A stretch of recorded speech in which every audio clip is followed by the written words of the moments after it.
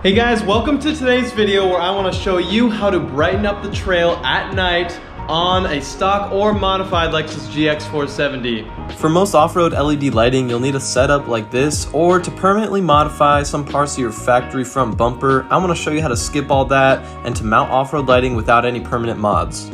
You can actually mount lights right here and point them forward or to the side, which I plan on doing because I have the forward light covered. So I'm gonna mount some ditch lights right here just so I can light up the side of the trail. And for this video, I'll be using the Lasfit HP Series 3-inch light pods. Lasfit sent me these lights to review for you guys, so stay tuned to the end. I'm going to compare them to my Baja Designs 3-inch light pods that are in my front bumper and show you how the pattern can affect how it lights up the trail. I didn't want to spend $400 or $500 on Baja Designs, but I also didn't want to roll the dice on some random Amazon LEDs. And these guys actually have a customer service center in Ontario, California. So if there's any problems, they seem to be really responsive to their other customers, but I don't anticipate having any issues with these. The main difference, it seems, between these and the Baja Designs is that they went with a cast aluminum housing to save on cost rather than machining the housing out of a single piece of billet aluminum. This design is a bit heavier, but I don't think it's worth saving a few ounces for an extra $200-300 of cost, at least for my particular rig and in my opinion. I'm making a few changes to the kit. For one, I'm using an old Baja Designs circular switch, and you'll see why later. Also, the kit doesn't come with a ditch light bracket, so you're going to need to source your own for the Lexus GX platform. I got mine from JW Off-Road. The JW Off-Road brackets bolt up to your hood like this. They have slots for each of your hood mounting bolts, and they have a bit of room for adjustment. It is going to be a bit of a tight fit, so just be prepared for that. Also, your hood does have some room for adjustment, so have a friend help you. The instruction sheet from Lasfit gives you a pretty good overview of the items, but they don't really go specifically into the GX platform, which is why I'm making this video. I want you to be able to mount and wire up any lights to your vehicle with this video, and I'm going to show you where to mount the switch. I have a creative solution for that, so stay tuned. Start by mounting the pods into the brackets that come from Lasfit. They just take a washer between the bracket and the lights, another washer on top of the bracket, and then you just put your lock washer into your bolt, and that's pretty much how the sandwich looks. Then you could just kind of tighten it up by hand and leave everything loose for now. To get the wiring from the driver's side to the passenger side light pod, my dad had the idea of running the wire underneath this cowl right in front of the windshield. So you just pop off a few clips there and it exposes a pretty big area underneath here. I actually might have some uses for that in the future, but now it'll just house our wiring to the passenger side pod. Start the install by removing one of the hood mounting bolts. I say one because I want that other one to stay in place to make it easy for you in the next steps.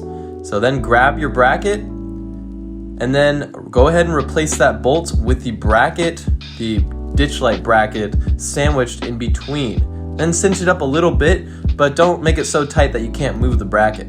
Then remove the other hood mounting bolt, and these things are in there pretty good, so be prepared for a bit of a fight. And then bring the bracket around so you can line up those bolt holes. And this might require a friend because the hood does want to kind of slip around into there, so it might be hard to get that bolt back in. Then just tighten everything down. I don't know how much torque exactly these things take, but try to get them as tight as they were when you took them out. And this is how the brackets look when they're installed. Right now we're just checking for clearance and everything, and yes, it is a bit of a tight fit, but these will obstruct your view of the road if you don't have them as a tight fit, so that's done that way for a reason from JW Off-Road. Now it's time to go ahead and start mounting up the 3-inch light pods from Lasfit, and to do that you just slip the bolts into that bracket and then get your stack of washers, putting in the smooth washers first and then a locking washer with that bolt tightened up underneath it. And here is how it should look when you are finished mounting them down to the hood. We're just doing the finishing touches here, and now is the time where you want to make your adjustments and then tighten everything down. Of course, clearance can be an issue when things fit this tight, so you may need to have a friend help you kind of shimmy things around, loosen things up, and retighten them down again. There is no need to be afraid of wiring with the Lasfit harness. I'm going to show you everything from where the battery gets hooked up to the relay to the driver's side Deutsch style connector, which goes into the light pods, and the passenger side connector, which goes into the passenger side light pod, and to the switch. You may be wondering how to get this into your vehicle and mounted. Well, I'm going to show you how to do that without buying any extra parts. Now, just like I said before, I'm using an old Baja Designs circular switch, and that is for a reason in this video, so I want you to stay tuned and see why I'm doing that. But for now, we're just routing the passenger side wiring over to the passenger side light pod, and that slips straight under the cowl that we disconnected earlier. And when you're connecting these, you don't want to roll the gasket underneath, so take your time and put it in very smoothly so you don't get any issues with water intrusion. And that's how it looks when you're all hooked up, so it's very clean install with this method. And now I want to take out this little cover here around the brake booster so we have a little more room to work with before I connect up the driver's side ditch light to the wiring harness. Now I'm just doing a test fit to see and make sure that all the wiring will go underneath this panel and look clean, and it looks so clean. I'm super happy with these results. Now it's time to secure all of your excess wiring. So start bundling all of that excess wiring up, and while you're at it, you can actually try to find a spot for your relay. For me, I'm going to use this 10mm bolt that holds in the fuses in your vehicle. So just keep that in mind, and then just get a zip tie, put that around your excess wiring bundle, and find a spot underneath there to put all of that wiring. Then, like I said before, take out that bolt that holds in those fuses. And as you can see, somehow this Lasfit relay fits perfectly in contour with the plastic piece there. I have no idea how that ended up working out, but it worked perfectly. So check out how clean this install is of the wiring. And of course, while you're doing all this, you want to have that negative terminal disconnected from your battery. Just hook up your power and ground from the Lasfit harness to your battery, put your key on the accessory position, and go ahead and give it a test. Oh, that's bright. Holy crap, I looked right at it. Wow. Ah, that's so bright. Ah! Okay, stop.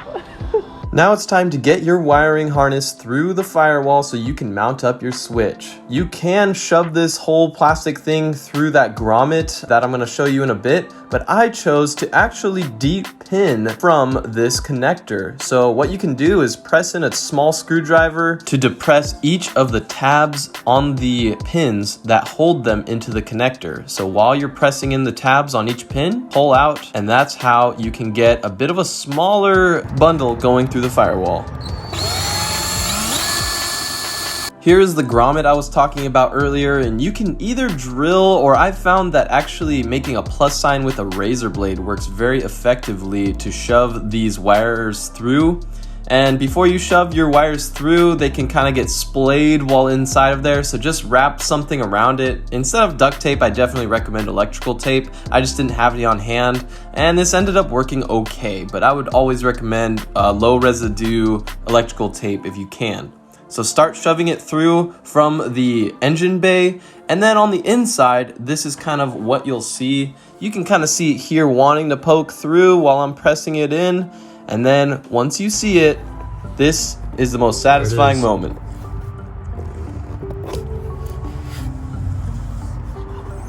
From here, you can give the wire a tug just to make sure everything in the engine bay lines up as you want it, and that you can put it back to how you feel is best. Then just put that cover back over the wiring, the brake booster cover there, and that should be all. Check out how clean this looks. You can barely tell that any wiring's going on under there. Now let's get to the switch portion. As you may know if you watch this channel, I've already mounted my light bar switch to the factory height control switch that I disabled. If you don't know, here's how I did it. Well, the face came off first, so carefully pry that off. Kind of gives you a little more room to sneak something under here. Just kind of right up. I'm gonna work this wiring that I already put through this kick panel. Get through here, and hopefully it'll sit right here. Okay, a bit of an update. I don't think you have to remove this panel, because when I peel back here, There are my little phalanges right there. So I'm just gonna feed the wires up through here, and I think this might work. I got the wire all the way through. Comes down here. You don't need to remove any of these panels. Just pull this one back, and there's a clip here and a clip here. Pull it out to where both clips are exposed, and stuff the wiring above the top clip, and then it kind of holds it in. You know, the more I look at this thing, the more I want to just try to modify it to put this switch in. Is that a bad idea? Boys, check it out. I just filed this down with this file on my Leatherman. Just, you know, squared it all out and everything. And we're getting close to fitting this right in the factory location, which I'm pretty stoked about. Yes, I like this. All right, I have the switch here. I'm gonna just try mounting it in. I gotta cut this out just to make room, and this actually is what allows this guy to snap in, so I'm gonna need to fit it as well. All right guys, I got all this plastic pulled out. How did I do it? Well, I got the pliers out of my multi-tool and started just pulling plastic off. Like OEM, baby. I'm super happy with how this is looking. Yep, that's it. So I'm gonna take this idea a step even further, and first I have to remove that switch again and get rid of all the plastic that's gonna be in the way of me mounting up my circular switch by hammering out all of the rest of the components. So this thing is pretty much all stripped out and ready to have the new switch mounted up in there too. And to do that, I'm gonna actually use a hole saw to get through all that plastic. So here's what that looked like.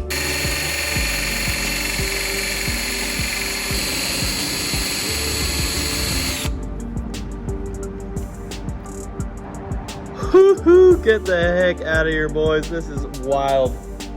All right, let's see. Don't throw the center panel out. I think this might work, guys. When your switch mounting panel's ready, just get a Phillips head screwdriver, take out the center screw by the kick panel, and then pop out that kick panel and run the wire on top of it, and then just snap it right back in over the wire. Okay, unclip these guys. Just put the wire over, and then feed it over each of these guys, these clips, and then just re-clip it in again. And then just stuff this wire underneath here. There it is. Okay, that's how you install your clean wiring in the GX. Now it's time to reinstall those pins inside your connector. So make sure that you take pictures before you depin this connector, because it's easy to get disoriented, and you want to make sure they go back in the exact same order. And once you put them in and they're secure, go ahead and get everything ready for you to install the light switch where you need it to go. And as you see, that involves me putting my light bar switch back to how it was, and then sneaking my circular switch down into the hole I just hole sawed into the remaining portion of that little panel. As you can see, I wrapped a little bit of tape around there just to make sure that it sits in there snug. And this is pretty much how it looks when I install it into the factory location where the ride control selector used to be. And here's what that looks like, guys. Let me know if you like this idea or not in the comments below. Now it's time to test out the whole setup and see how it looks.